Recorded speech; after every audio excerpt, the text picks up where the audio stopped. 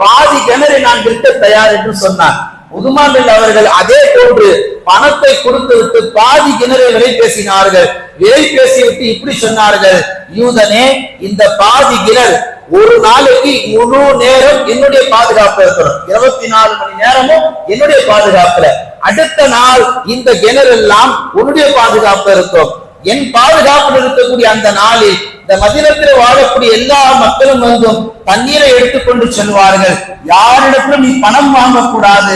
ஏன்? அவர்களுக்கெல்லாம் சேர்த்துதான் இந்த பாதி கிணறு நான் விலை பேசியிருக்கிறேன். ஒப்பந்தம் போடப்பட்டு ஒரு நாள் உஸ்மான் அவர்களுடைய பாதுகாப்பிலும் ஒரு நாள் யூதனுடைய பாதுகாப்பிலும் அந்த கிணறு போய் கொண்டிருந்தது. இவனுடைய நாள் வருகின்ற பொழுது யாரும் தண்ணீர் பிடிக்க வரமாட்டார்கள். என காசு கொடுத்து வாங்கணும். இன்னைக்கு நம்ம மினரல் வாட்டர் வாங்குறோமா இல்லையா, அது காசு கொடுத்து வாங்கணும். எல்லாருக்கும் இலவசமாக கிடைப்பதன் காரணத்தினால் எல்லாரும் உதுமான் நாட்கள்ல போய் தண்ணியை பயன்படுத்திக்கிட்டாங்க. பார்த்தா யஹூதி இது வேலைக்காக சொல்லி உதுமானை மறுபடியும் கூப்பிட்டு நீதி கிணறை அவர் தலையில கட்டிட்டான்.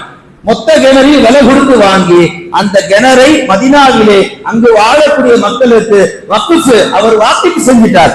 அல்லாஹ்வுக்காக கியாமத் நாள் வரைக்கும் இந்த கிணறு இங்குதான் இருக்கும். இந்த கிணறிலே ஏழைகள் தண்ணியை பெற்றுக் கொள்ளலாம், பயன்பெறலாம் என்று சொல்லி 1400 வருடங்களுக்கு முன்பதாகவே இஸ்லாமிய மார்க்கத்திலே முஸ்லிம்களுடைய நலனுக்காக வக்ஃப் செய்யப்பட்டிருக்கிறது.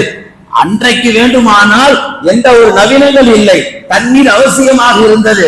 இன்னைக்கு அந்த கிணறு இருக்கு. நீங்க மதீனாவுக்கு போனா பார்க்கலாம். அந்த கிணறு பாத்தீங்கன்னா கிணறை சுத்தி ஏறக்குறைய 1500க்கும் மேற்பட்ட பேரிச்ச மரங்கள் இருக்கு.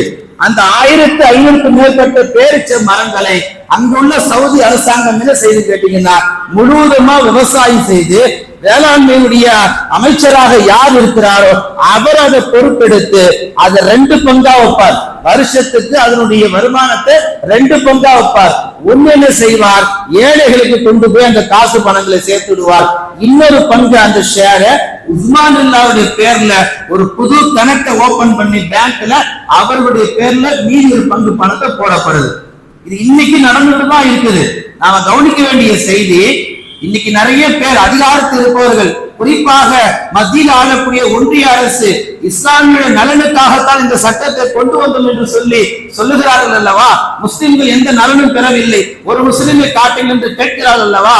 இவர்களுக்கு இதை விட வேற என்ன உதாரணம் இருக்கிறது? காலம் காலமாக